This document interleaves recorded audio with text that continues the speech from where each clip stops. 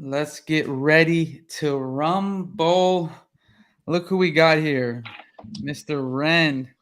Good luck, and the Mobile Master, The the Mobile fair, Master. the Mobile Master, the Fair Hope King. Man. What's going Rhen, on? tell let's tell us about a little bit about yourself here. I mean, I know a lot of people they might have came to the meetup, might have saw you on Steve's podcast. Tell everyone in about 2 minutes or less, right? You don't have to get a full synopsis, or you can get even less than 2 minutes. But tell us a little bit about who Rhen Bartlett is from the beginning to the end.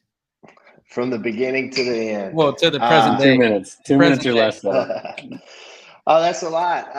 Rhen Bartlett. I'm from Alabama, Mobile, Alabama. Got a couple different businesses. Padley out of Atlanta. I got some partners up there, Clint and Tyler. Also partner with Steve Train. We do Sales Leadership 2.0 with the Sales Disruptors brand. Did we lose Chandler? Also work with Collective Genius, which is one of the best masterminds in the country, the best mastermind in the country, if you ask me.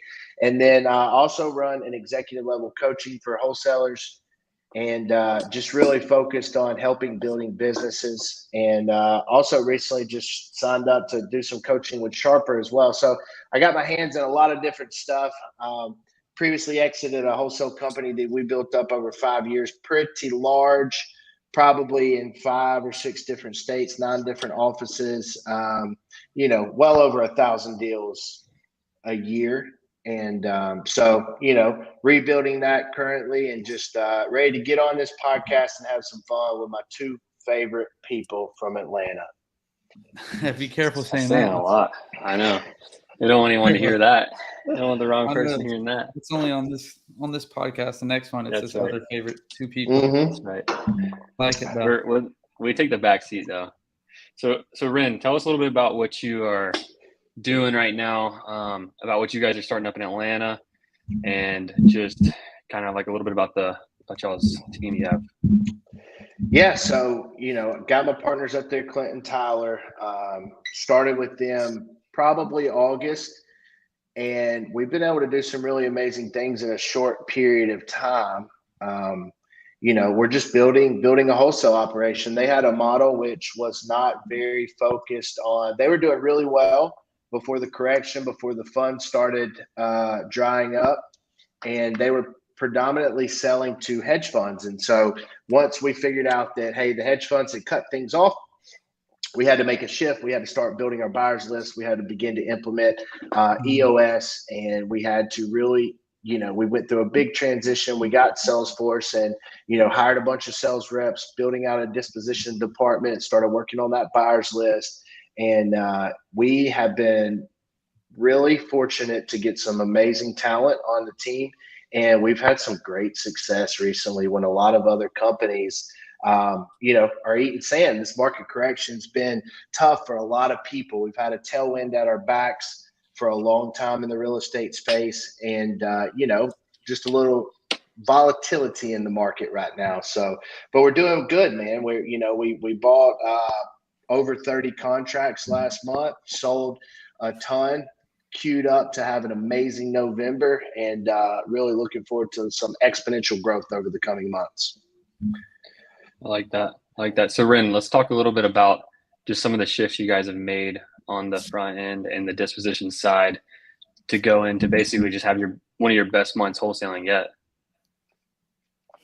Yeah, so some of the shifts that we made, I mean, we made a lot of shifts. We've really focused on dialing in our marketing efforts and talking to the right people, getting them on the phone at the right time and giving them the right offer, letting them know that we have all the tools in our toolbox to help them exit the property quickly, efficiently, and effectively while maximizing the equity that they have inside of their home. We got marketing very dialed in. We partnered up with a new data aggregator and really hammered down some costs there. We renegotiated things with vendors. With this market correction, we had to take a look at our expenses. We had to get our financial forecasting and budget models really dialed in. We had to understand what are the different percentages of revenue that is sucked up by each bucket. We had to make sure that we're building for profitability during a time like this. And so with that, just taking a look at every division and trying to maximize the throughput so we can get the output that we're looking for.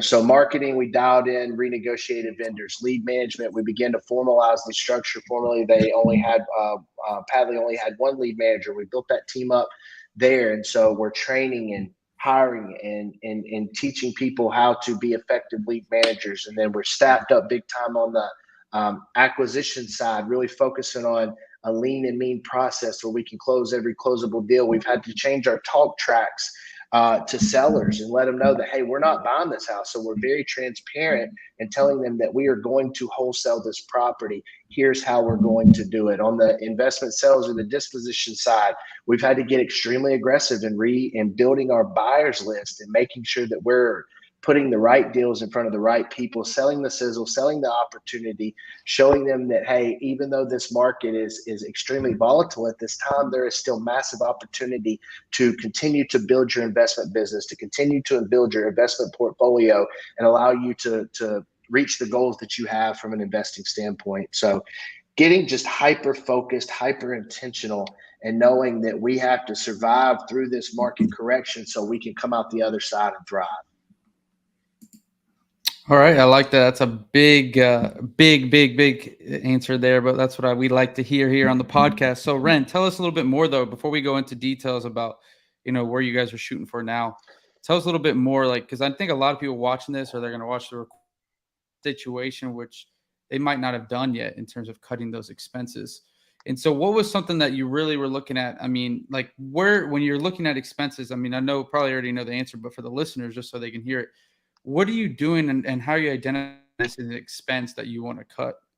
Right? Because people are hard to replace, especially during this time. So where are you starting first? Are you starting with marketing? Or are you starting, where are you looking to cut these expenses first?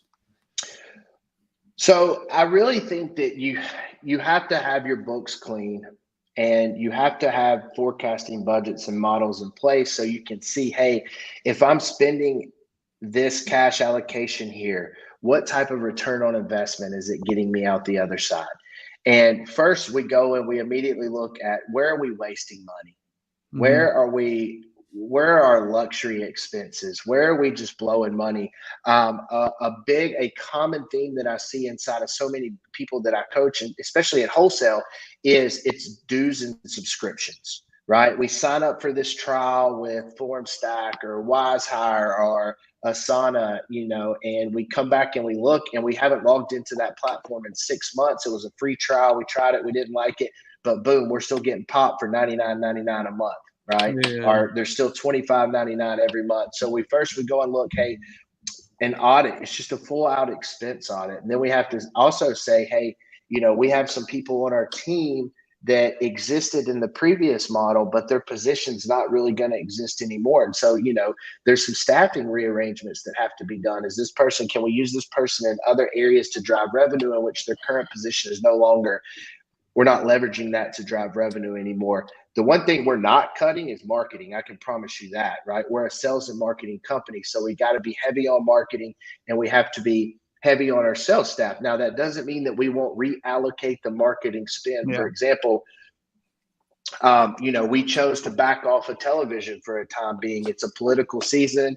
Holiday season is coming up. We've seen the average cost per lead of television, double. And so therefore we're taking and reallocating that marketing spend into other areas that are pushing a higher ROI for the time period. Now, January 1, we fully intend on hitting back into TV and heavily saturating that advertising channel, but we're just making better decisions, right? Not, cutting the waste and reallocating to get a higher IRR in other areas, if that makes sense. Yeah, complete sense. And guys, if you have questions, let us know. We're already 10 minutes in. To go for 30 because Big Rhen, he's got to get home and cook some dinner for the kids and the fam. That's right. And 20 more minutes, guys. So leave some questions if you have any for Rhen here. Chandler, go ahead and you got any other ones? Yeah, I mean, I was just gonna dive into a little bit deeper. One of the things, Rhen, you really, also Rhen's also our mentor, so he talks to us on a weekly basis. And one of the things that you talk about is just wartime leadership and that it's not easy. So what have you kind of done, and what shifts have y'all made from a leadership perspective going into this downturn? Obviously, you've cut costs, you've changed marketing strategies, and you've been more consistent. But what's the narrative you're telling your sales team, your marketing team, just your team as a whole? Yep. So what I do love to say is it's easy to be a peacetime general. It's freaking hard to be a wartime general, right? Soldiers are made on the battlefield, not back at the camp. And so we want to show up every day with our helmet and our shield and go to war. But the way that we do that in business is we control the narrative. It's the language that we use inside of our companies that help us control that narrative. For example, the entire fourth quarter, our mantra, our theme, what is work to cut, right? And so imagine a boxer when they get into the ring, their goal is to immediately cut their opponent, right? Just a small cut in the eye, small cut in the nose. As they cut that, they can sit and jab and jab and jab until it swells or until their eyes start bleeding and they lose their vision. And then we can go for the knockout punch. So right now in the environment that we're in this market, we're just trying to work the cut, right? We're trying to show up every day and just jab, jab, jab, jab, jab. And when we get some stability in the market, we can go for those big home run swings. But we're not trying to do anything crazy. We have a model that works. We're trying to show up every day, work a process, be consistent, drive revenue. Now's the time for base hits, not home runs. And so we're mitigating risk. We're not taking on any big flips or anything like that. We're trying to shorten our cash realization cycle. But to answer your question and going back to that, it's all language. And that's how you show up. And also as a leader, it's speed of the leader, speed of the team, speed of the captain, speed of the crew. And so we can't in this time be sitting up in our glass office just barking out orders. It's time to get in the battlefield with the troops. You know, we have executives, owners of the company that are on the phones. Clint, the CEO of the company, he's working dispositions right now. He's handling every retrade, every seller negotiation. He's the best salesperson in the company. It is the highest value activity that we can do right now is to be on the phone handling price negotiations and price retrades. You know, on the front lines, if we're missing our contract number, I have to get on the phone and make that up. We're training every day. We're making sure that we've modified our language appropriately. Another common thing that you'll see in the fourth quarter is everybody wants to slow down and take their foot off the gas. It's the holidays. There's Christmas shopping. Thanksgiving, we're off for a week. New Year's, we're off for a week. And so we're making sure to maintain the language that, hey, we are going to finish strong because how we finish this quarter is how we will start the next. What a lot of people don't realize, but I get to see under the hood of a lot of business, is December is not typically the worst month in a wholesaling organization. It's January because all of the actions that we do today pay us in 60 days. And so we're working all the way up until December. And then all the cocktail parties start. You know, we're going out, leaving work early, got to go shopping, got to do all the honeydews, coming into work hungover or whatever because we stayed out all night at a cocktail party. That hits us in January, which, you know, sucks cash, sucks the oxygen out of the company. And who wants to start in January, brand new year, with no cash, no oxygen, no lifeline in their business? And so, Chandler, drive the narrative, control the narrative, make sure that your language is that is, you know, ready to go to war every day. Yeah, I think that's a really good point. Just like the intensity, like as the leader, like raising the intensity, raising the speed, the pace in which things get done, and just the expectation of excellence. And like, it's like what Tony Robbins says, just like raise your standard. I think since doing that and like just expecting, you know, doing the process, being great, and just like everyone just kind of leveled up, at least in our organization, we've definitely seen it. And so, yeah, I would completely agree with that. Just expecting more. So we got a question here. Rhen, how are you handling running out of data when cold calling? Where do you buy your numbers for your callers? Because numbers burn out quickly. So that's two questions in one. I guess from a marketing perspective, when you run out of data for cold calling, I guess like how do you look at your data management from running out of data? Yeah, that's a great question. So fortunately, we're in Atlanta, which has 6 million people. So it's hard to run out of data if you're pulling it all. I mean, we work the greater MSA and we have about 400,000 records that we can grab access to at any time. If I'm in a smaller market and I run out of data, I'm making sure that I'm hammering my follow-up campaigns very, very effectively. I'm hitting them also from all different angles. So I'm not just cold calling them, I'm texting them, I'm direct mail, however we can reach out to them, and just rinse and repeat.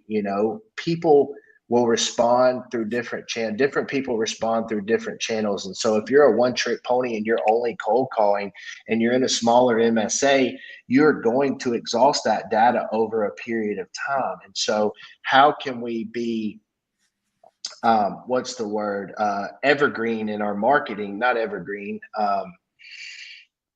I forget the term, but it's everywhere all the time, hitting them from every channel. And so I would encourage you to, hey, differentiate your marketing channels, because if you're solely dependent upon texting and they come out and change the laws and all the text providers or text platforms shut down, you're up the creek without a paddle, right? And so how can you diversify your marketing channels so that you're talking to different people? Additionally, you will get different responses from different people at different times by leveraging multiple marketing channels. Omnipresent is the word I was looking for. So we want to be omnipresent in our marketing channels and be hitting them from all angles, right? 80-year-old Miss Sally who lives next door, she might not answer a text messages because she's got a Boost Mobile flip phone, but you get that piece of direct mail in her hand, she's sticking it up on the refrigerator and it'll stay there until the postcard fades to yellow because it never leaves. And so, smaller market, you exhaust your data, go back, rewash it, reuse it, work them follow-up campaigns, make sure you're pushing everything that responds into a CRM, even if it's in a prospecting bucket and not a qualified lead bucket, so you can continue to follow up and have a conversation with those people. Like it. Another thing too, like just to add on to Rhen's points, like when you like the follow-up campaigns, a lot of times what you to do is like you buy a list and you text it or call it, and then you wait like 6 months, and then you're like, man, what do I do with this data? Like I have nothing else to buy. What we started doing and what Rhen's hitting on too is like every 30 days, every 45 days, you should be going through that list again, even if you've already gone through it. So just make sure you're doing that if you haven't done that yet. If you haven't talked to the list in 6 months, like you should be doing it every month. Even some people are doing it like 9 times a day. So yeah, I got one more thing. One just to nail down on the coffin here. The biggest thing in this business is just timing. That's all it is. We're marketing and sales, and we're just trying to time, because sellers, the reason they reach out to us because they do want to sell. It's just, do we catch them at the right time? Now, there's many sellers that tell us they do not want to sell, but if you sent them that text 2 weeks later, their situation could have changed. And that's really what this game is. I tell people all the time, if there was a button I could push and it cost me 10,000, 100,000, to just every day to push this button, but I guarantee to send a message out to every person. And do you want to sell without being spam, without getting marked spam, without being, in all lawsuits? I would do it because the timing of the deal and the timeline, the amount of times, like Rhen was talking about, you get a hold of these sellers, you talk to these sellers, you are able to get in front of them. The more you're doing that, the better chance you are getting a deal, right? Because they might tell you, but the next day, or no today, but tomorrow, the next day, they will sell because their situation changed. They might have inherited the property. Their family member died. The tenants destroyed it. They got a call from the police that whatever it might have happened, it can happen. That's the thing, right? Yeah, let's go. Chandler, yeah. Stuck it. Oh, I think we clicked the wrong button. Gino just left the stream for a second. You were clicking each other out. We're over here moving each other around. All right. Been stuck at 2 deals for a month, or 2 deals a month for about a year. Any tips on getting to the next level?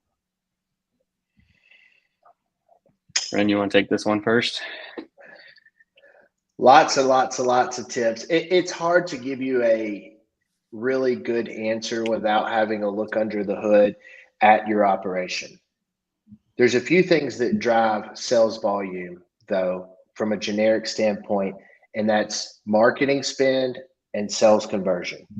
And so if you're stuck at 2 deals a month, I would ask you, how much are you spending on marketing and how many sales reps do you currently have? If you want to increase your volume, increase your marketing spend, increase your sales team, a well-trained sales team, and most of the time that can solve that problem. Yeah, and just to add on it to it as well is typically, like, at least what we see a lot of time is if you're really good at closing and you're closing 2 deals a month and you close 1 in 4, 1 in 5 people you give an offer to, either you're not giving enough offers or you don't have enough people coming into your system. So if you only have 20 leads a week and 100 leads a month, then you definitely need more leads. If you're only given, one or like a handful of offers a month, you need to definitely just give more offers. So like what Rhen's saying is, like, either you gotta have more people, but it's a lot of times it's just more volume. So just knowing your metrics. So, all right, another question here. All right, what's your current dispo model, direct to buyers or on the MLS? We utilize every tool in the toolbox. And what I mean by that is we go direct to buyer. We list everything on the MLS. We hammer everything. We want to catch as many eyeballs on our properties as possible. It's like fishing. The more lines you have in the water, the more chances you have to catch a fish. And so I think there's a couple areas that make a disposition department. That's the product, the list, and the distribution. So we want to package our product well. We want to know our list, and then we want to distribute it to the right people at the right time.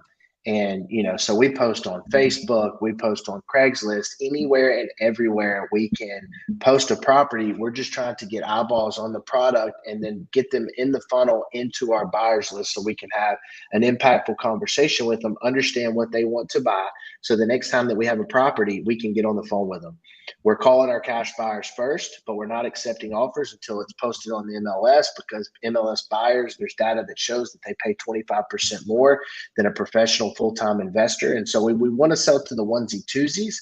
We'll default back to the cash buyer if that's the best offer that we get. There's a lot of onesie twosie type people out there. They're not going to buy highly distressed asset, something that needs $50,000. They want more of a cosmetic flip. And so we most of the time see those properties go to the MLS type buyer. We also want to capture home buyers because they'll pay retail or as is market value for a property, and they're not looking for that discount to make up their margins.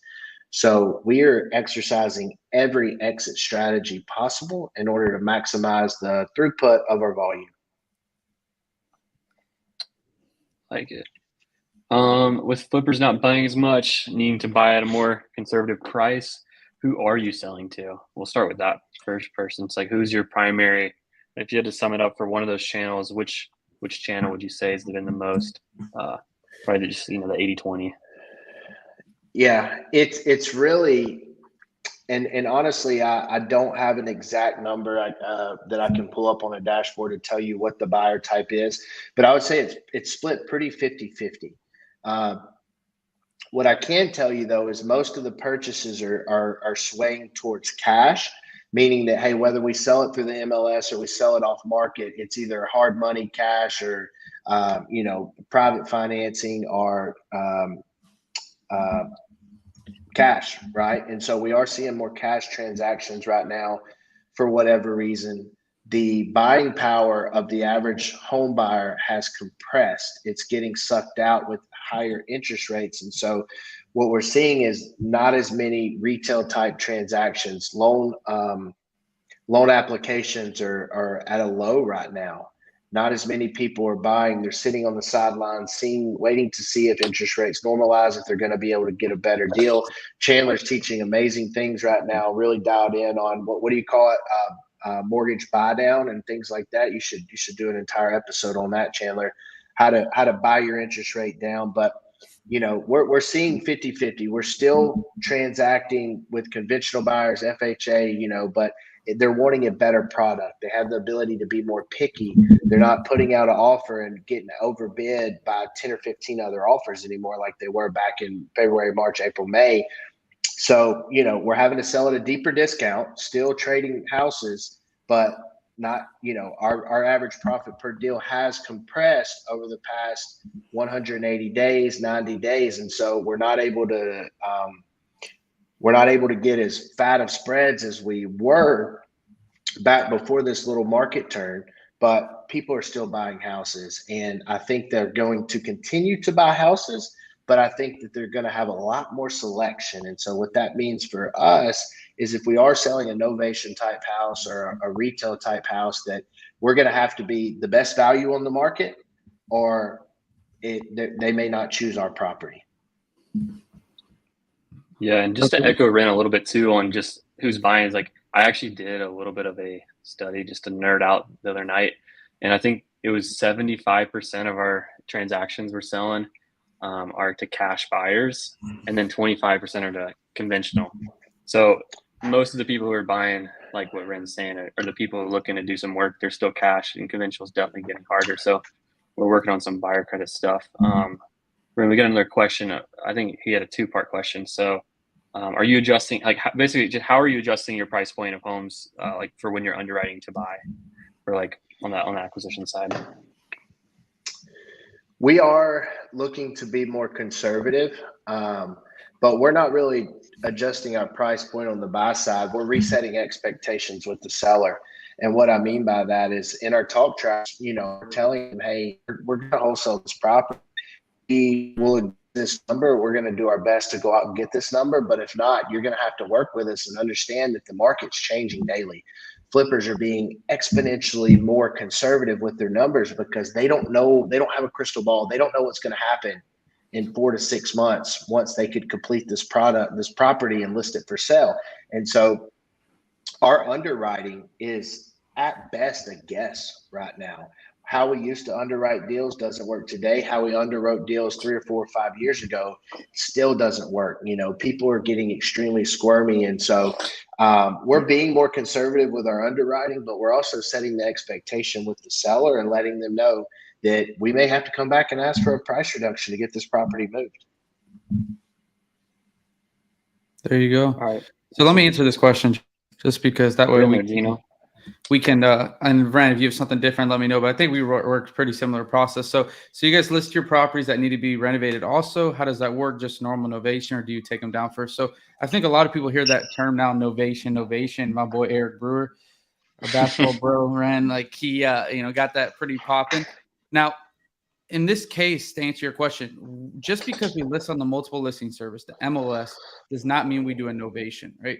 Novations are actually pretty rare. The only time you actually need to do a novation is when, you have either a FHA buyer or even any buyer that requires seasoning, right? Because in that point, you can't double close, right? They need time for you to actually own the property, 90 days for an FHA. And so in that case, then you have to change your title in ownership and go directly with your seller and do a novation. But 99% of the time, and Chandler, you can let us know if not, but 95% of the time, we're either double closing with the cash investor. Chandler already told you 75% of our deals are cash investors. We can just double close same day. Georgia has very low closing cost, so you're able to do this. I know in some areas it's better to do a novation every transaction because you save like 2%. Georgia, it's very low. And then as well as even some of our conventional deals, I would say probably 85% of our conventional deals, right? 85% of the 25% deals are deals that we still double close conventionally by just letting the lenders know, letting the underwriters know ahead of time what we're going to do. So very rarely do we actually do an actual novation. We just take them down, or excuse me, don't take them down. We just list them on the market when we have them under contract. And then we're able to do a double close, same day closing 99% of the time. And if we do have to do innovation, we will.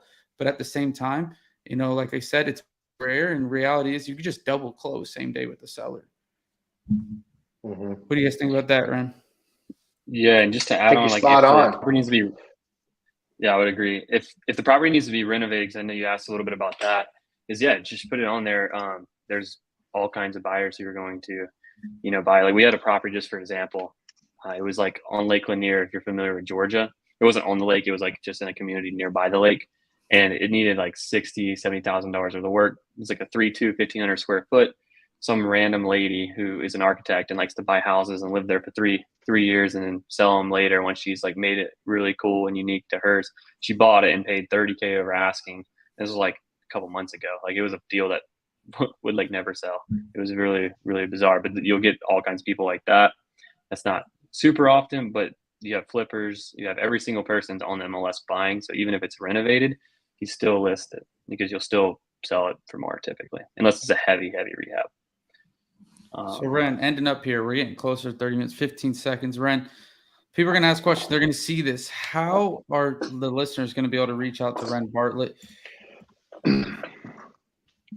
Instagram at Rhen Bartlett. You can find me there. I'm pretty active, trying to a lot of value, and just send me a direct message there. I'm happy to answer any question at any time. At Big Rhen Bartlett, guys, if you're looking for some coaching going on, Rhen has coaching available. I know he's talking about doing something with Clint, but if you're looking one-on-one, check out Rhen on Instagram. Reach out to him. Use that code Level Up, and he's going to get you right. All right, it's not cheap, but I'm going to tell you right now, you're going to get within 2 months of your deal's closing. You're already double it right there. If you could think this, Rhen's put under an agreement last month, his company, 32 contracts, right? So if you could just do a quarter of that, 8 contracts at $10,000 a piece, which is the bare minimum, that's $80,000 right there. And just off some stuff that Rhen can teach you. And if you go on MLS and you actually take stuff that Rhen will teach you, your deal size will go to 20K, and right there you'll make 160 testing into Rhen. But anyway, Rhen, what do you want to leave the listeners with, and we'll close out? Just get out there and get it, guys. If it's to be, it's on me mentality. You got nothing but air and opportunity, and there's no reason that you can't go out and capitalize and have the same success that your boys Gino and Chandler have. They've been able to do amazing things over the past couple of years, and maybe you're past them, maybe you're on the way to catch them. And do even bigger and better things. But there's no day like today to get started and change your financial future. Real estate can do that. I believe in it. I teach it every day. I'm in it, working in it every day.